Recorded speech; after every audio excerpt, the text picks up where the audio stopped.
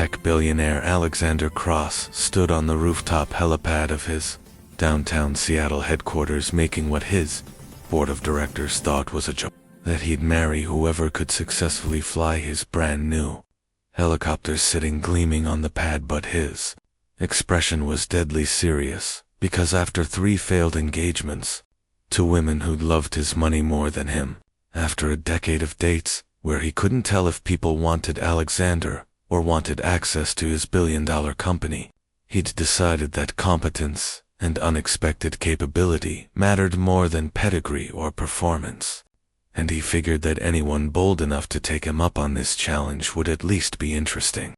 Though he'd never imagined that the person stepping forward from the small crowd of gathered employees would be Diane Morrison, the night shift cleaning supervisor, whose quiet dignity he'd noticed during late-night work sessions but had never actually spoken to.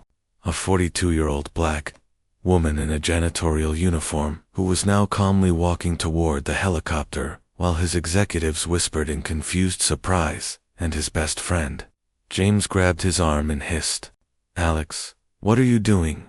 You can't be serious about this.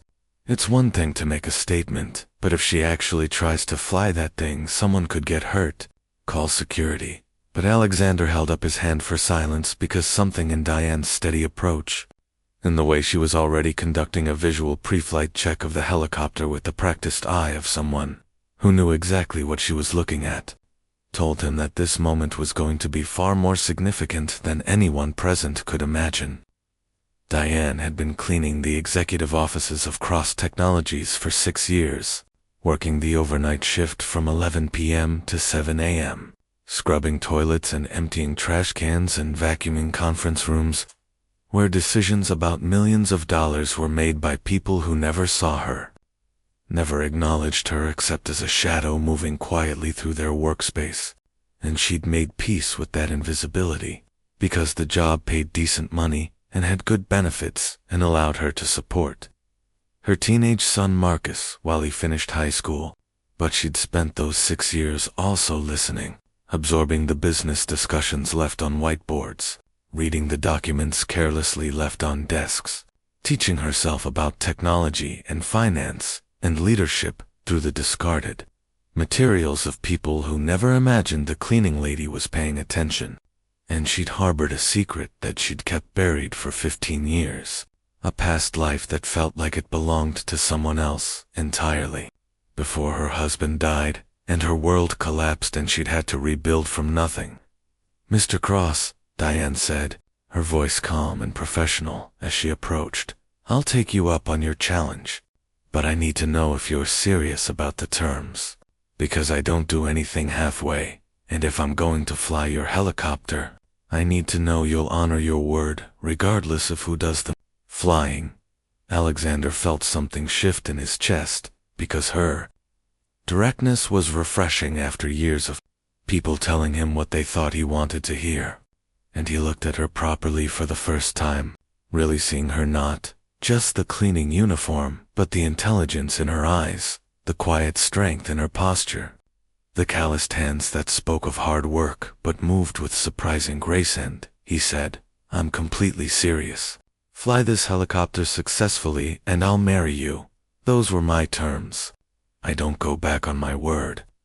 His executives were making sounds of protest, suggesting he was having a breakdown, that this was clearly a joke gone too far. But Alexander silenced them with a look and asked Diane, "Do you have flight experience?" Diane's smile was slight, but genuine. "I was an Army helicopter pilot for 8 years, flew Blackhawks in 2 deployments, logged over 2,000 flight hours before I left the service 15 years ago. I could fly before I could drive. My father was a pilot, and he taught me young. So yes, Mr. Cross, I can fly your helicopter, and I can do it better than most of the fancy pilots you probably have on retainer."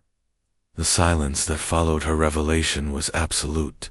Executives staring at the cleaning woman they'd walked past for years without seeing, never imagining she had a military background, never asking about her life beyond her janitorial duties. And Alexander felt a mixture of shame at his own blindness and excitement at discovering that his instinct about this moment had been correct. That the most interesting person in his company had been invisible to him until she'd stepped forward to accept an impossible challenge. "Then let's see what you can do," Alexander said, and Diane nodded and approached the helicopter with confident familiarity, conducting a thorough pre-flight inspection that demonstrated professional training, checking fuel levels and control surfaces and safety systems while Alexander's executives watched in stunned silence. And when she climbed into the pilot seat and began the startup sequence, her movements were smooth and practiced, muscle memory from thousands of hours making the complex procedure look effortless. And the helicopter's engines came to life with a powerful roar that echoed across the downtown skyline. Alexander watched through the helipad's observation window as Diane lifted the aircraft smoothly. No hesitation or uncertainty, just clean professional flying that demonstrated mastery rather than mere competence.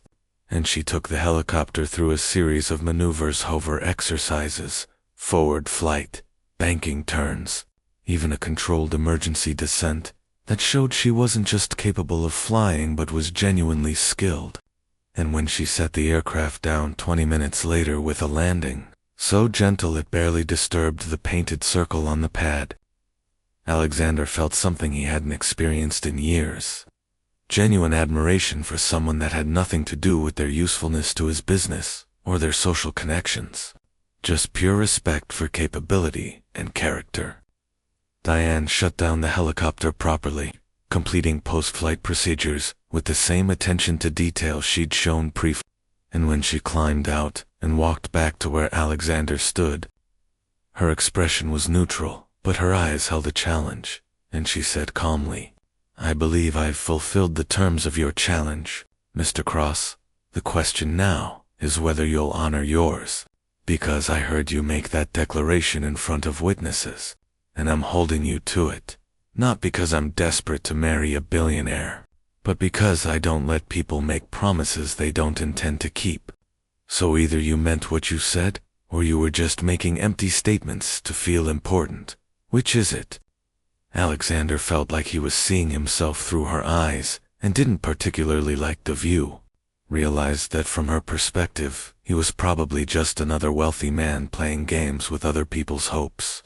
And he understood that this moment would define not just their relationship, but his own character.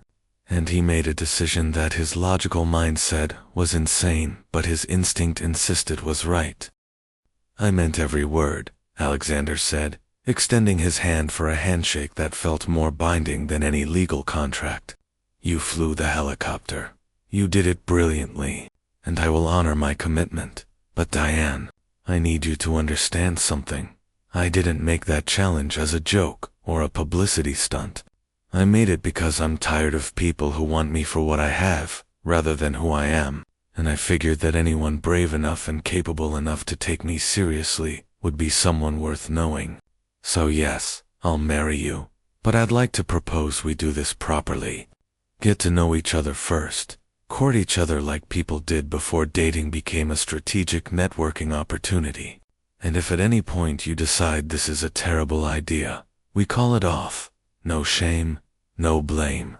Because I may be bound by my word, but I won't trap you in something you don't want." Diane studied him for a long moment, as if assessing whether he was genuine or just buying time to weasel out of his commitment, and then she nodded slowly. "I accept those terms, Mr. Cross, but I have conditions of my own. First, you call me Diane, not the cleaning lady or any other diminishing title. Second, this arrangement doesn't affect my job. I still need to support my son, and I won't become financially dependent on promises that might evaporate. Third, we keep this quiet until we're both certain, because I won't have my life, or my son's life, turned into a media circus for your amusement. And fourth, you spend time in my world as much as I spend time in yours. You want to know who I am? Then you need to see how I live. Not just invite me into your penthouse and expect me to be impressed. Deal?"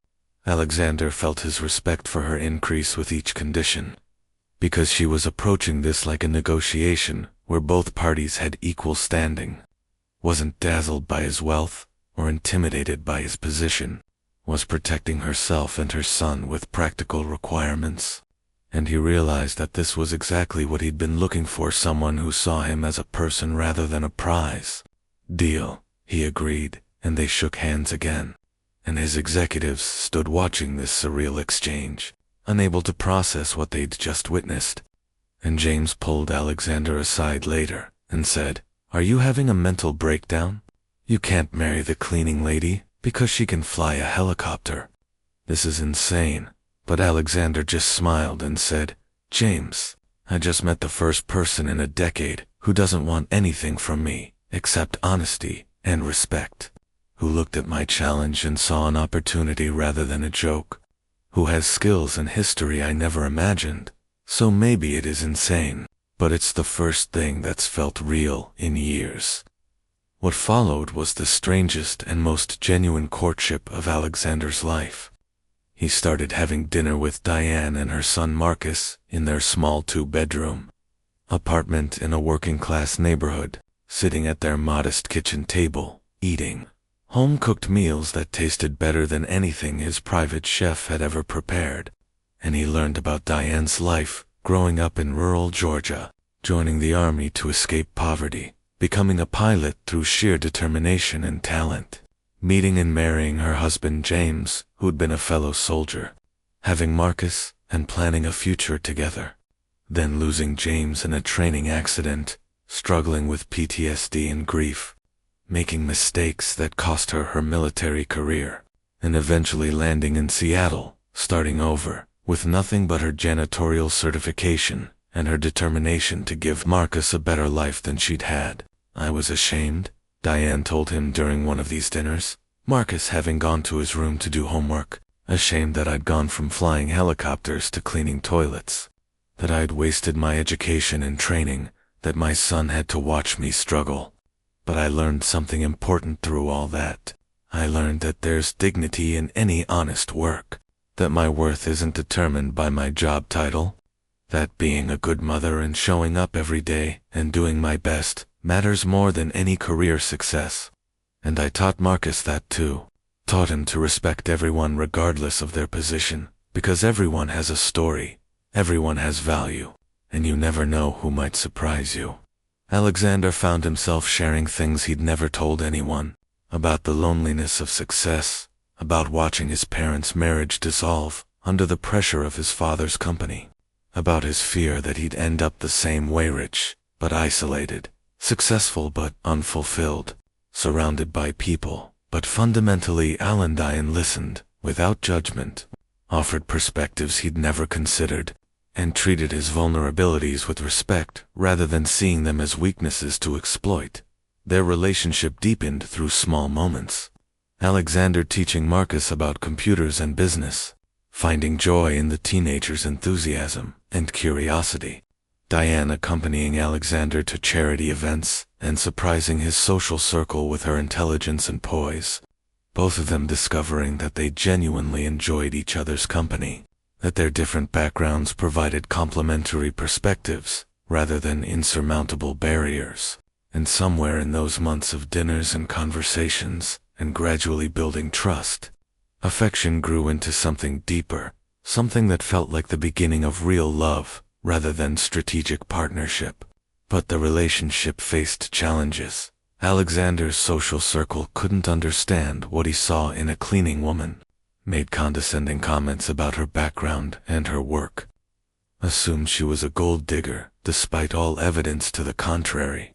And Diane faced her own skepticism from friends and coworkers who warned that billionaires didn't really marry people like her, that this was probably a phase or a fetish, that she was setting herself up for heartbreak.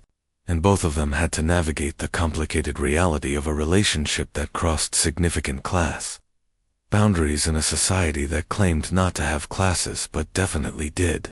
The turning point came 6 months into their courtship, when Cross Technologies faced a crisis. A major product launch was failing, a drone delivery system that wasn't working properly. And Alexander was in his office at 2 a.m., trying to solve the problem when Diane came in for her cleaning shift. And instead of just working around him, as she had for years, she looked at the whiteboard covered in diagrams and flight path calculations and said quietly, "Your altitude adjustment algorithm is wrong. You're not accounting for wind shear in urban corridors. I've flown in similar conditions, and you need dynamic altitude correction based on building wake patterns, not static flight paths." Alexander stared at her, then at the whiteboard, then back at her. "You understand aerodynamic flight control systems?" Diane smiled. "I told you I was a pilot.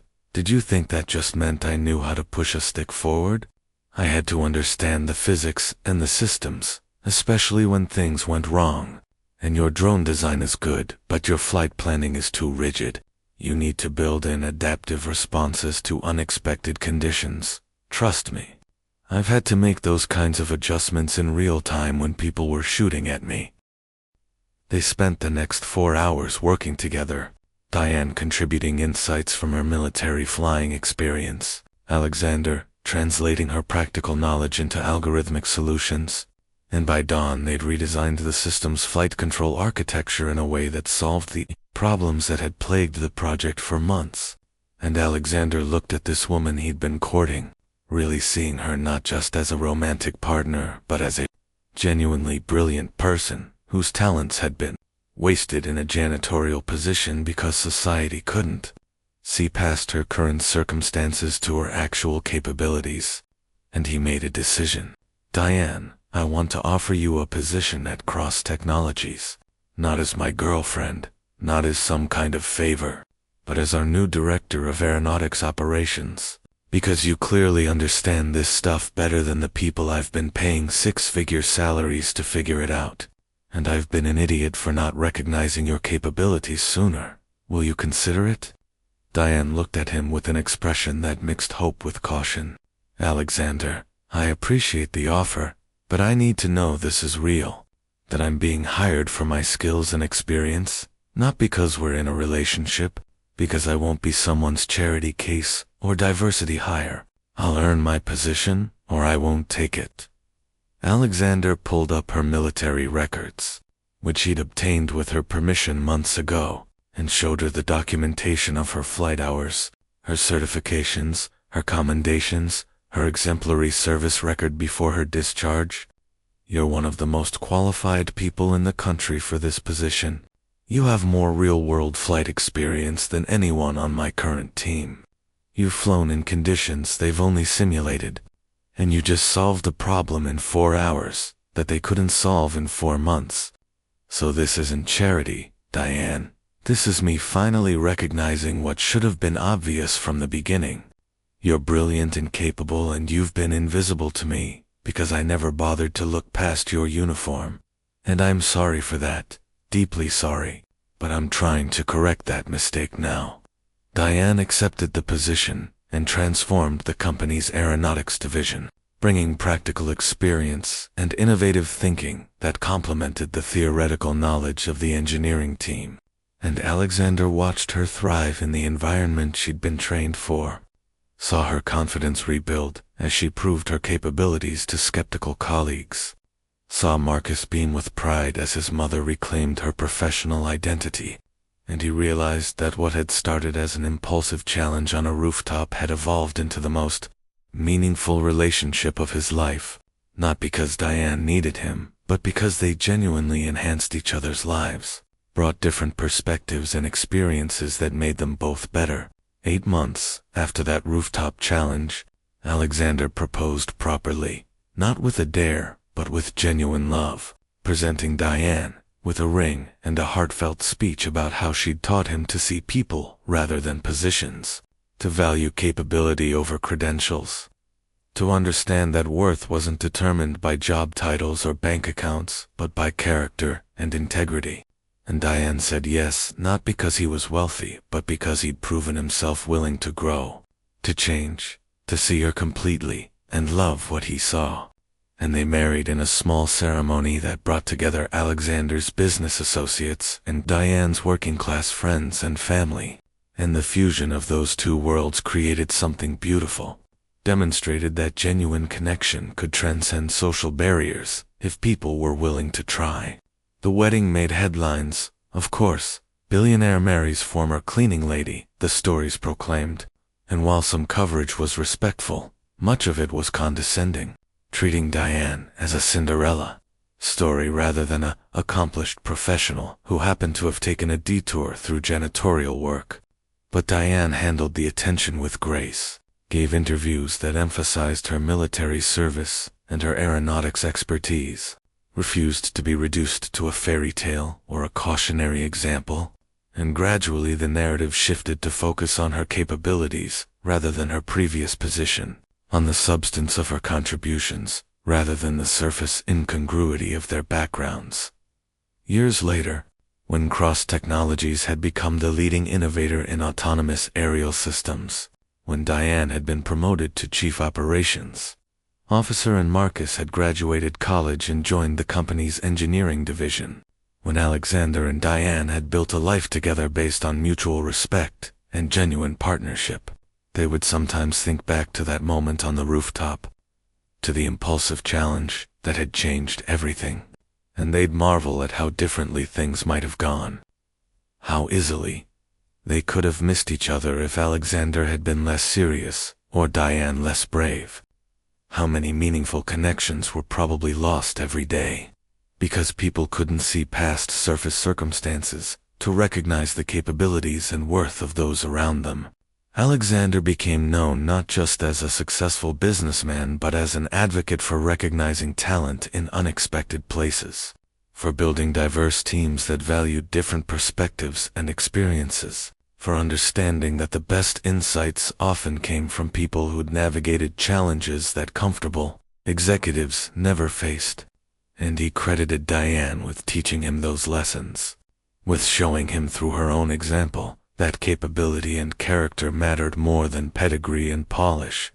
Diane used her platform to advocate for veterans transitioning to civilian life, for workers in undervalued positions who had skills and experiences that employers overlooked, for changing hiring practices to focus on actual capabilities rather than traditional credentials.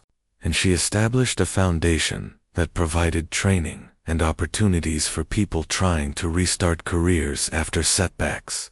Remembering her own difficult journey from military pilot to janitor to corporate executive, determined to make that path easier for others. On their 5th anniversary, as they sat on the same rooftop where their story began, Alexander said to Diane, "I made that challenge because I was frustrated and lonely and wanted to find someone real, someone who saw me rather than my money, but I never imagined I'd find someone who would teach me to see differently, to recognize worth I'd been missing, to understand that the most valuable people in any organization might be the ones nobody notices. Thank you for stepping forward that day, for taking me seriously, for being brave enough to claim what you'd earned, even when everyone expected you to stay invisible." Diane took his hand and looked out at the city lights. "I stepped forward because I'd spent too many years being invisible, accommodating others' blindness, accepting positions below my capabilities, because I needed the paycheck and couldn't afford to rock boats. But something in your challenge spoke to me. Maybe it was the absurdity of it, or maybe it was the recognition that someone was finally offering to see capability instead of credentials, or maybe I was just tired of hiding who I'd been. But whatever the reason, I'm grateful I found the courage to claim my space, to demand recognition, to refuse to stay small just because others couldn't imagine me as large. And I'm grateful you were genuine enough to honor your word even when it meant challenging every assumption you'd held about who deserved your attention and respect. We've both grown through this relationship, learned to see beyond our initial limitations, and that's what real love is, isn't it? Not just accepting each other as we are, but challenging each other to become better, to see more clearly, to live more fully, to refuse the easy categorizations that society imposes, and insist on recognizing the full humanity and capability of everyone we encounter, regardless of their current position or circumstances. They sat together as the sun set over Seattle, Two people from vastly different backgrounds, who'd found each other through an improbable challenge and built something real through mutual respect and genuine affection. And their story became a reminder that worth wasn't determined by job titles or social position, that the most capable people might be hiding in plain sight if we bothered to look past surface circumstances. That challenges to our assumptions often came from unexpected sources if we were brave enough to accept them.